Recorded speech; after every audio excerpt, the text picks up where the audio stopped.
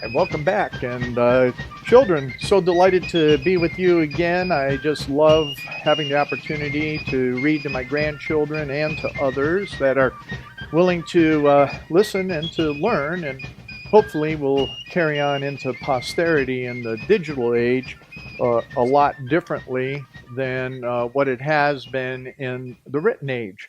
But, it's the same thing. There's so far, what I've seen, we've got 5 chapters up, and I'm going to be honest. It's the only way I can be as we're looking at reading this book, The Chaplains and Clergy of the Revolution by John T. Headley, that was published in 1864, is that, Mr. Headley was talking about people not remembering what happened during our founders' period of time. And it's interesting, where is the interest level? And I'm not sure that the interest level is in understanding what our founders had given us and why it's important that we remember these foundational things.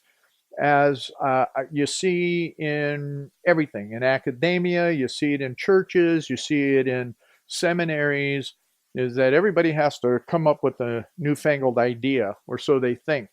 But I think Mr. Headley would agree with me, is that there's not a word that has been spoken, there is not a word that has been written that has not been written before.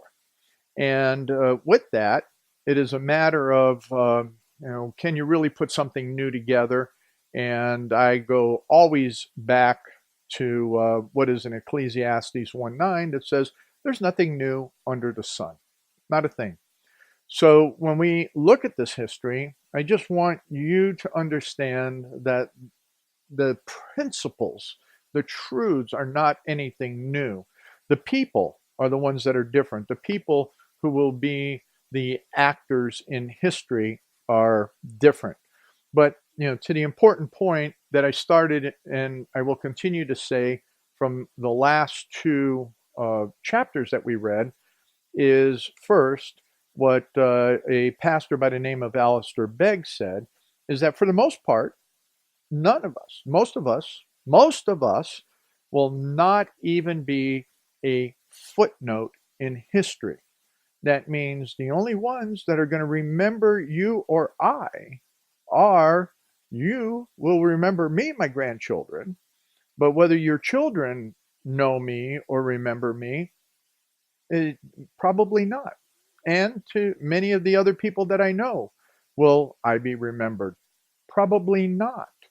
And the same goes for most of us, unless, as I said before, you have a statue somewhere, or you have, some kind of other books written about you, or you make some other so-called significant contribution to history.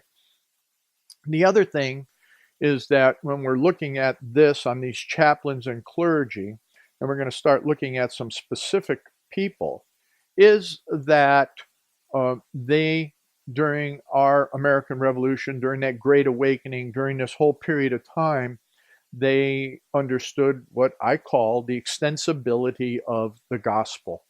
They knew the Bible from front to back, and they understood that those principles of God cross all of time, all of space, and touch every aspect of our lives, every aspect of everything that we are, because we are His creation. All of this is His creation. And what that means, even in politics, even in business, every aspect of life. And so we have those choices. Are we going to be the moral and godly people, not just for some spiritual reason, but what does that mean in our actions into all of life? Nana and I were talking earlier about a statement that somebody made, that your actions determine your beliefs, and I countered that with saying, no, your beliefs determine your actions, and your actions reveal your beliefs. And that's what these chaplains and these clergy were all about, is their actions reveal their beliefs. And I have a dry nose today. Whew, I've been sneezing and dry nose. But anyway, so let's get on to a chapter that I'm real excited about, chapter 6. And again, this is the Chaplains and Clergy of the Revolution by J.T. Headley. 1864 is when it was published. And this chapter really excites me because, as you know, I do Samuel Adams, and this gentleman here, Jonas Clark, he was a good friend of Samuel Adams. He was a good friend, as you'll learn, of others here, as we'll talk about it more specifically. But on that fateful April day, Sam Adams was at Jonas Clark's house. And he talks about it here a little bit in this writing. And so this really excites me. So, chapter 6, Jonas Clark, the pastor of Lexington, his ministerial life, early teaching, patriotic conduct and ability as a statesman. Hancock and Adams find refuge in his house. News of the approach of the enemy. His account of it. Summoning of the militia. Scene on the green. Approach of the enemy. The slaughter. Mr. Clark among his slain parishioners. His feelings and prediction, and then his death. That's what this chapter is about. So, here we go. In writing the biographies of the illustrious patriotic clergy and chaplains of the Revolution, I commenced the list with no worthier name than Jonas Clark, the pastor of the quiet town of Lexington. This obscure New England village has become as well known throughout the civilized world as Rome is. To human observation, there was nothing in passing events to justify a prediction of its future renown. But that inscrutable providence that weaves the destinies of nations as well as of men was preparing to make that unobtrusive spot the beacon of light of the world, and its name the watchword of free men for all time.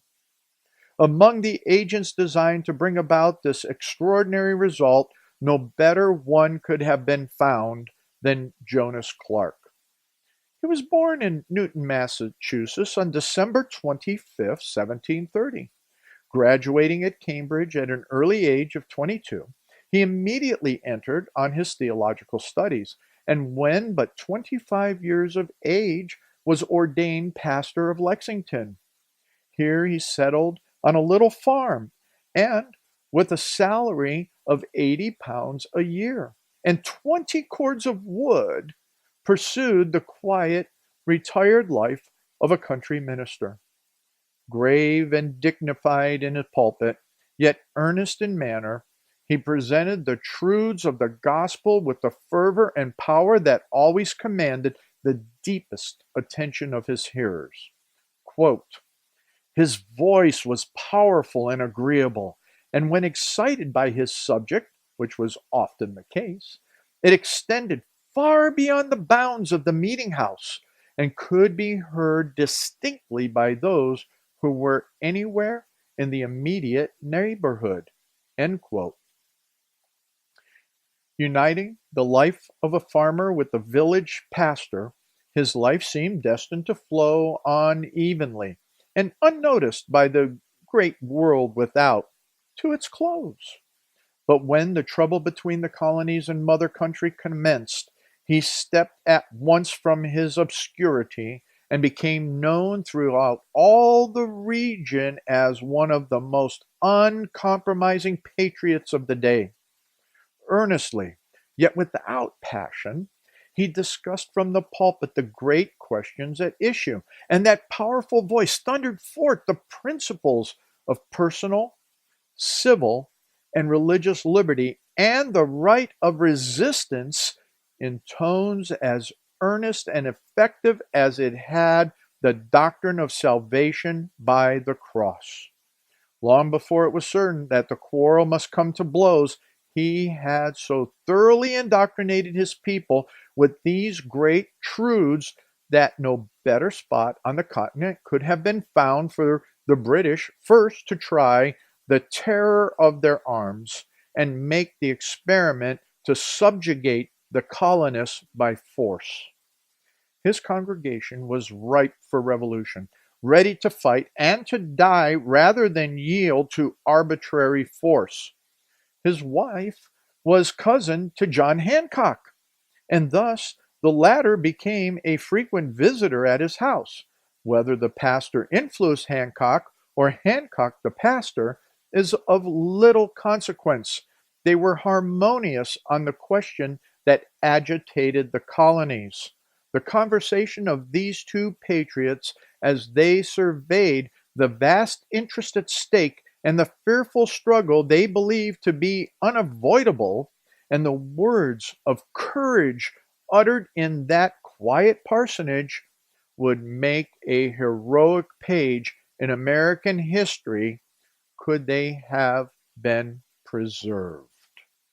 The Reverend William Warner of Cambridge, in writing to Dr. Sprague, says, quote, "It would not be beyond the truth to assert that there was no person at that time and in that vicinity, not only no clergyman, but no other person of whatever calling or profession, who took a firmer stand for the liberties of the country, or was more ready to perform the duties and endure the sacrifices of a patriot than the minister of Lexington." He was considered, moreover, not only as a person of great ardor of temperament as a politician, the first to move himself and set others in motion on great emergencies, but also a person of great abilities, whose judgment was one more than others to be respected and relied upon.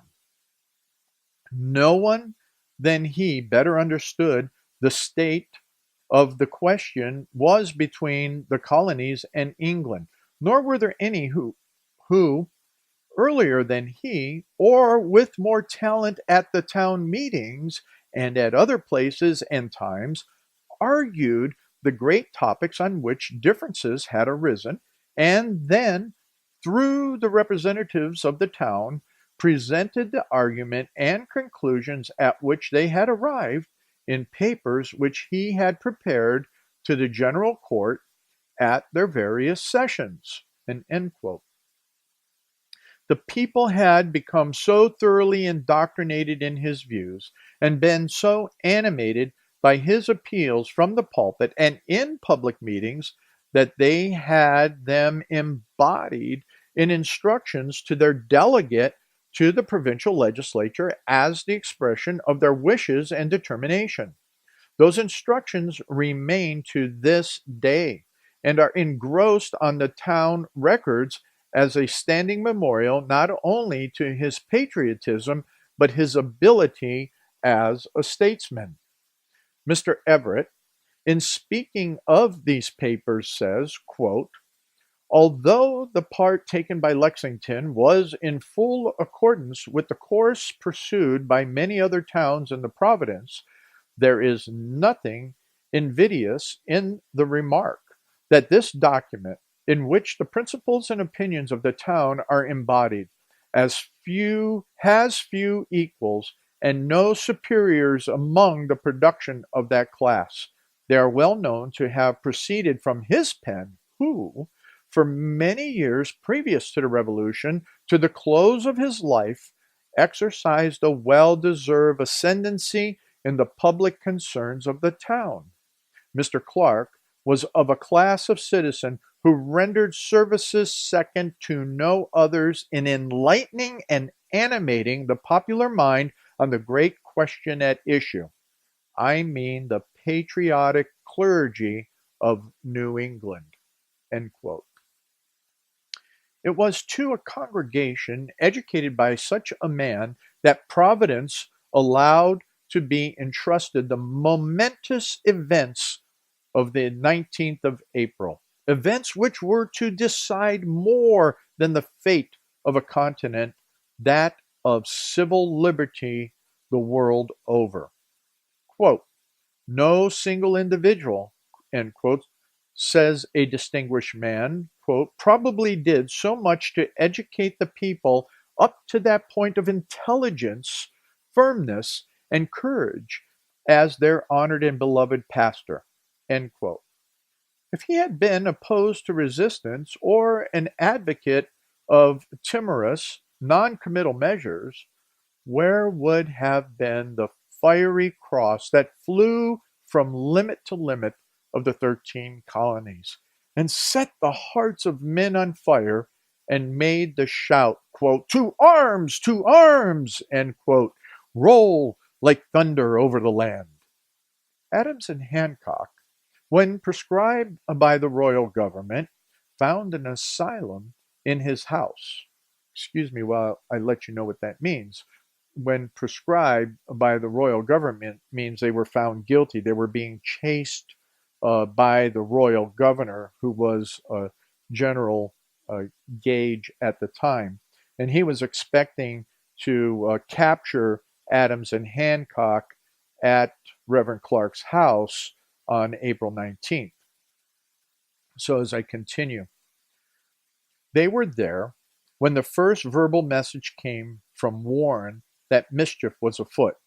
Then, says Mr. Clark in a note he makes of the event, quote, came an express in writing stating that 8 or 9 officers of the King's troops were seen just before night passing the road towards Lexington in a musing, contemplative posture, and it was suspected they were out upon some evil design.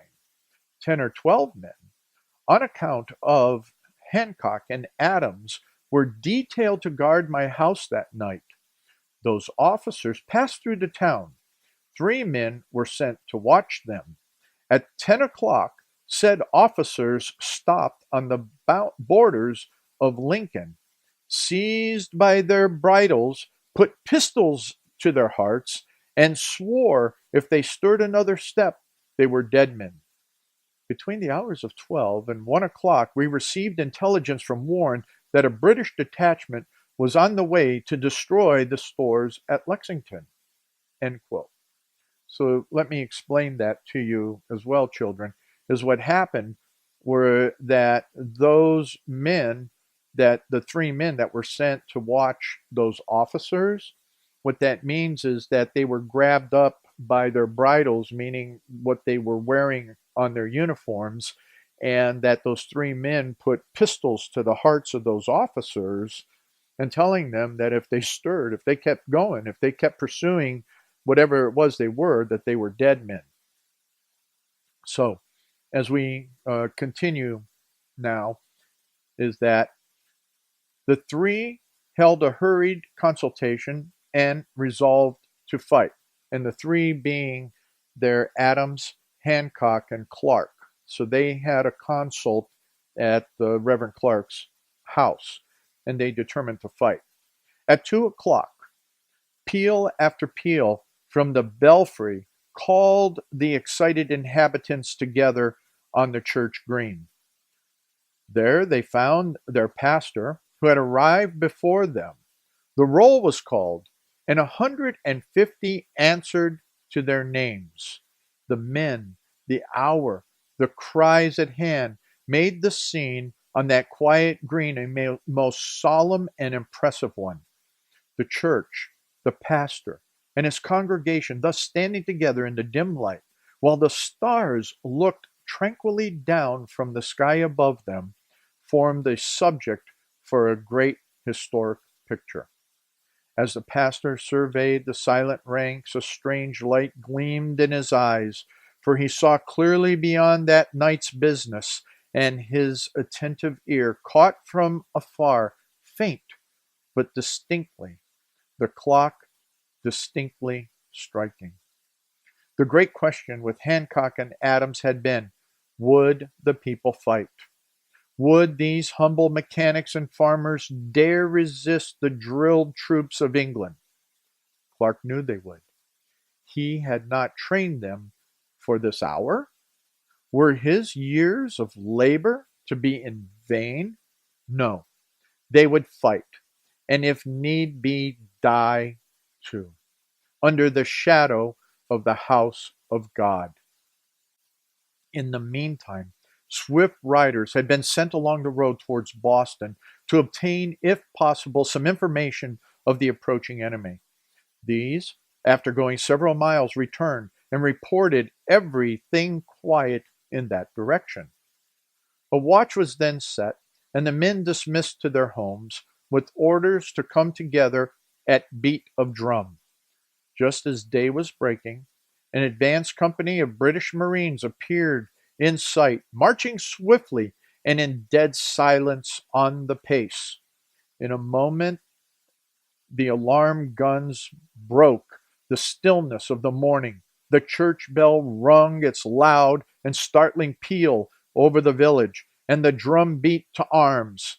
Seizing their flintlocks, fathers and sons rushed together to the common, and soon stern-browed yeomen stood drawn up in two ranks near the meeting house. The spire rose dimly in the gray dawn, speaking to them silently and solemnly of both earth and heaven, and awakening emotions and resolves that have made the hero and martyr of every age. Quote, "How often in that building," says Bancroft, quote, "had they, with their renewed profession of their faith, looked up to God as the stay of their fathers and the protector of their privileges. How often on that village green, hard by the burial place of their forefathers, had they pledged themselves to each other to combat manfully for their birthright inheritance of liberty. There they now stood side by side under the provincial banner, with arms in their hands, silent and fearless. The ground on which they stood was the altar of freedom, and they were to furnish its victims." End quote. How often, he might have added, had they been told from the pulpit of that sacred building that resistance to tyranny was obedience to God, and that not merely as freemen to combat, quote, "for their birthright inheritance of liberty," end quote, but as Christians to defend the altars of their religion, they stood there in stern and silent array. In the sharp rattle of musketry that followed the brutal order, quote, "Throw down your arms and disperse! Throw down your arms and disperse!" End quote. Mr. Clark heard only what he knew would be the result of his own teaching. Still, the crash of the sudden volley sent a quick, keen pang through his heart, for it told of death. And as the white puffs of smoke lifted in the morning air, he saw the green covered with reeling and falling forms hastening thither after the retreat of the British. A sad sight met his gaze, for there, under the windows of his church, lay 7 stalwart men, stretched stark and stiff in death, and many wounded. There lay Jonas Parker, the strongest wrestler in Lexington, pierced with both ball and bayonet. In the morning he had sworn never to run from British troops, and he kept his word, falling on the very spot where he had taken post at the beat of the drum. There, too, lay old Caleb Monroe, his gray hairs dabbled in blood, and nearby Caleb Harrington, fallen on the doorsteps of the house of God, into which he had gone for powder, and besides them other well-known forms. The bright spring morning broke tranquilly over this sad scene. The dewdrops glittered beside the red stains that sprinkled the starting grass. The birds came out and sang upon the budding trees, and nature gave no token of the bloody murder that just had been committed. Clark gazed long and earnestly on this tragic spectacle but no tear of regret mingled with those of sympathy which he shed. Those lifeless forms before him were holy martyrs in his sight, the first precious sacrifice laid upon the altar of his country, which was yet to groan under its load of victims. He had no misgivings, for, quote, "From this day," he said, "will be dated the liberty of the world," end quote. No sound broke the stillness of the scene, but he heard far up in the dome of the universe a bell tolling the knell of tyranny. And that means the knell of tyranny, my children, means the death of tyranny, the destruction of tyranny. I continue. A feeling of exultation filled his bosom in spite of his sympathetic grief.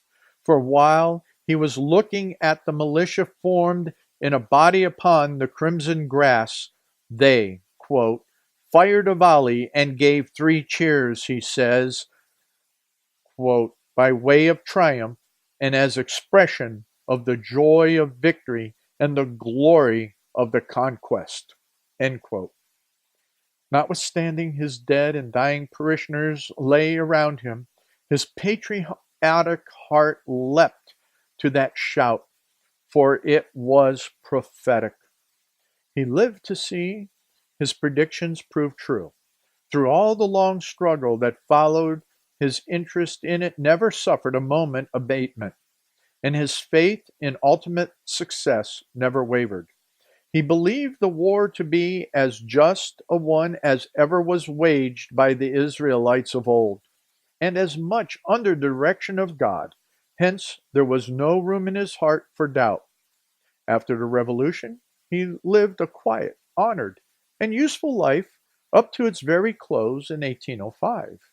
He enjoyed almost uninterrupted health until a few weeks before his death, when he was seized with the dropsy, which suddenly terminated his career in his 76th year. The teachings of the pulpit of Lexington caused the first blow to be struck for American independence. That's the end of chapter 6. Very interesting.